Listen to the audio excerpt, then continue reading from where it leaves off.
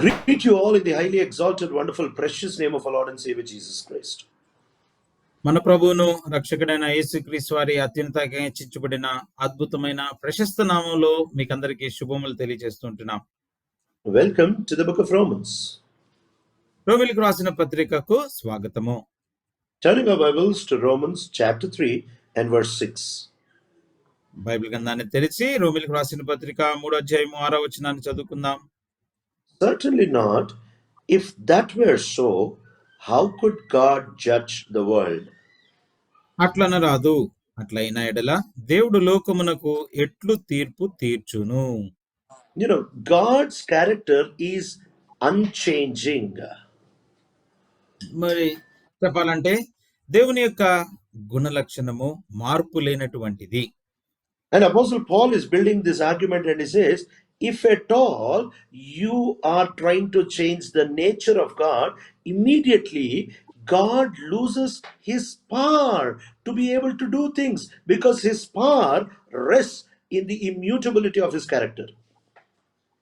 ఒకవేళ పౌలు తన యొక్క వాదాన్ని దేని మీద ఆధారం చేసుకొని చెప్తూ ఉన్నాడంటే, ఏదైతే దేవుడు తన గుణ లక్షణాన్ని కలిగి ఉన్నాడో మార్పు లేనటువంటి దాన్ని గనుక నువ్వు అటు ఇటు చేసి మార్చేటట్లుగా నువ్వు ప్రయాసపడుతున్నట్లయితే దేవుడు తను చేయవలసిన కార్యాన్ని చేయలేకుండా ఆగిపోతాడు. కారణం ఏంటి? ఆయన యొక్క శక్తి అంతా కూడా మార్పు చెందిన ఆయన గుణ లక్షణం మీదే ఆధారపడి ఉంటుంది. So this is something we really need to understand, that the power of God, both unto salvation and also unto sanctification, is in his immutable character. దీన్ని మనం అర్థం చేసుకోవాలా, గ్రహించాలా. దేవుని యొక్క శక్తి అది రక్షణను మనకు అనుగ్రహించేదే కావచ్చు, లేకపోతే మనలో ఆ పరిశుద్ధతను తీసుకుని వచ్చేదే కావచ్చు. అది దేని మీద ఆధారపడి ఉంటుందంటే మార్పు లేని ఆయన గుణ లక్షణం మీదే ఆధారపడి ఉంటుంది. So you always have to think about the nature of God from a positive angle, from a worship angle, and from a accountable, faithful angle. కాబట్టి ఎప్పుడు కూడా దేవుని యొక్క గుణ లక్షణాన్ని నువ్వెప్పుడు అనుకూలమైన దృక్పథములో, ఆ తర్వాత ఆరాధన దృక్పథంలో, లేకపోతే లెక్క ఒప్ప చెప్పవలసిన వాడుగా ఉన్న దృక్పథంలో నువ్వు చూస్తూ రావాలి.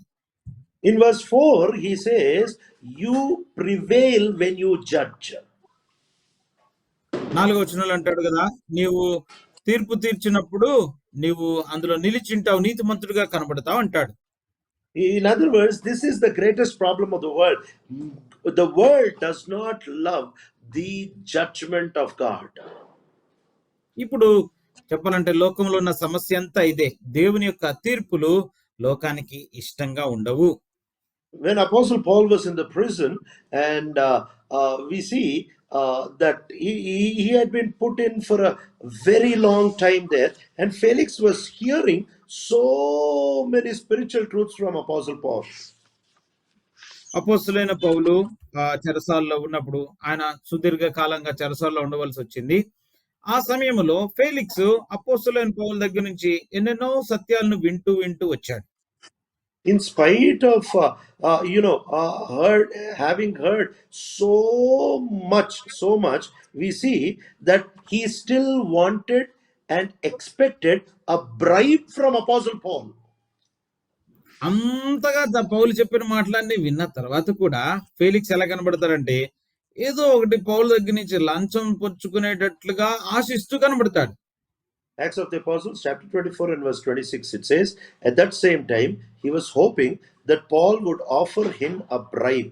So he sent for him frequently and talked with him. అపోస్తల కార్యములు 24:26. తర్వాత పౌలు వలన తనకు ద్రవ్యం దొరుకునని ఆశించి మాటిమాటికి అతన్ని పిలిపించి అతనితో సంభాషణ చేయుచుండెను.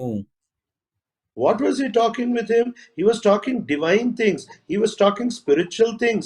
And in spite of all these things, this man, he said, these spiritual things, so many people say, but they don't live these lives.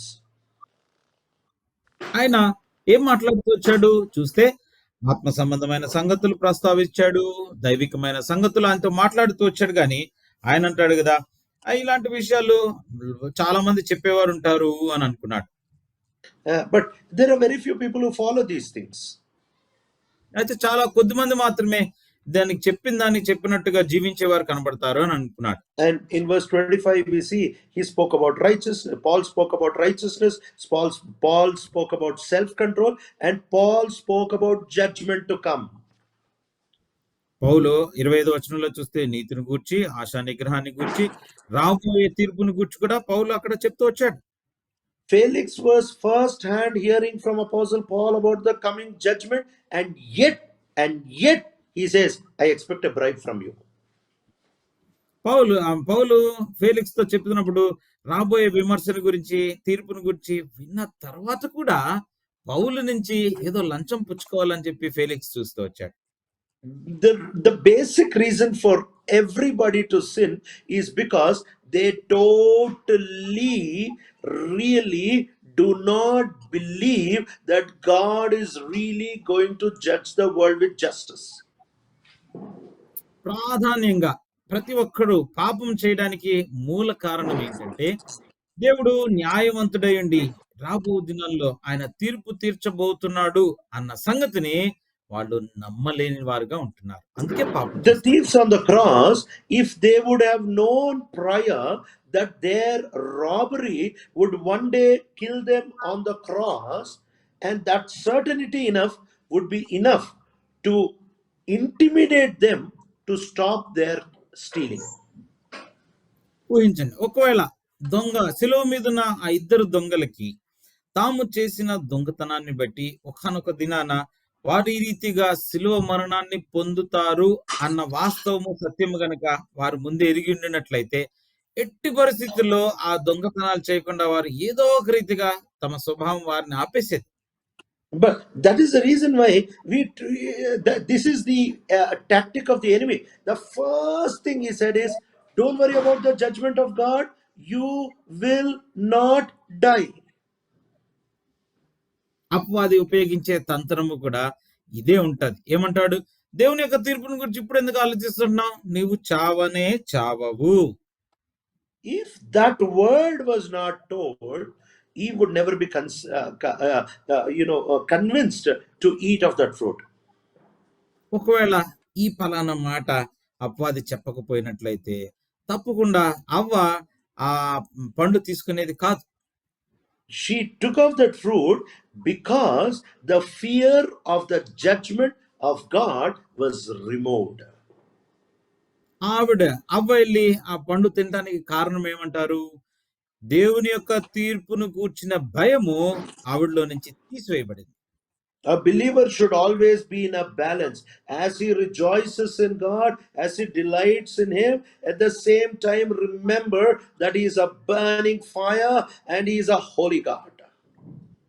ఒక విశ్వాసి ఈ రెండు సంగతుల మధ్య సమతుల్యంలో ఉండాలి. ఒకవైపు చూస్తే ఆయన వాత్సల్యం కలిగిన వాడు, లేకపోతే నమ్మకస్తుడు అవన్నీ ఒకవైపు చెప్పుకుంటే, ఇంకోవైపుగా ఆయన దహించు అగ్ని, రోషము కలిగినటువంటి వాడు. ఈ రెండు విషయాల్లో సమతుల్యతలో నడుచుకుంటూ వెళ్ళాలి ఒక విశ్వాసి. It is like taking a ship in a rough sea. The winds of the sea are useful to take the ship forward, but if you play around with the wind, it will take away your life. అది ఎలాగుంటుందంటే, ఒక కలవరంతో నిండిన సముద్రంలో అంటే కలతతో ఉన్న సముద్రంలో, తుఫాను మధ్యలో ఉన్న సముద్రంలో ఒక ఓడను వెళ్తున్నదనుకోండి. ఆ గాలిని పట్టి, ఆ గాలిని సరైన ధోరణిలో ఉపయోగించుకుంటే ఓడ ముందుకు వెళ్తుంది గానీ, ఆటలాడినట్లయితే మునిగిపోవాల్సొస్తుంది. And that is what he tries to tell here. Do you think God, you can stop God from judging the world? If you can stop that, the Bible doesn't make any sense at all. The sacrifice of Jesus is void. This can never happen. You will have to stand before the judgment of God. ఆయన అదే అంటాడు ఈ వచనంలో. అట్లా అంటుందా? అట్లా అనరాదు. ఎందుకు? దేవుడు ఈ లోకాన్ని తీర్పు తీర్చుకుంటూ ఆగిపోతాడా? లేకపోతే దేవుడు న్యాయవంతుడుగా ఉండి ఈ లోకానికి తీర్పు తీర్చకుండా ఉంటదా? అలా కుదరనే కుదరదు. దేవుడు తప్పకుండా న్యాయవంతుడై తీర్పు తీరుస్తాడంటాడు. He will definitely one day make you stand before His judgment. ఒకానొక దినాన తప్పకుండా నిన్ను ఆయన న్యాయ సింహాసనం ఎదుట తీర్పులోనికి నిన్ను నిల్చోబెట్టేవాడుగా ఉంటాడు. Take some time, look at God as a judge. One day you standing before Him. Do you have an answer? కాబట్టి కొంత సమయాన్ని తీసుకొని నీవు న్యాయాధిపతి అయిన దేవుని సింహాసనం మీదట తీర్పులో నీవు నిల్చున్నావని నిన్ను నీవు అక్కడ పెట్టుకొని ఆలోచన చేసుకో. జవాబుందా నీ దగ్గర మరి? Let us pray. ప్రేమ కలిగిన తండ్రి, నమ్మదగిన దేవా, చాలాసార్లు నీ ప్రేమ, నీ వాత్సల్యత, నీ కృప, నీ దయ అనుకొని నువ్వు న్యాయవంతుడివని, నువ్వు లోకానికి తీర్పు తీరుస్తావని, లెక్క అడిగే దేవుడు అని మర్చిపోయాం. క్షమించి ఆ తీర్పుని కూడా చూడ్డానికి భయంతో వణుకుతో జీవించే కృపను అనుగ్రహిస్తాం. యేసు ప్రభు నామంలో అడుగుతున్నాం తండ్రి, ఆమెన్. ఆమేన్.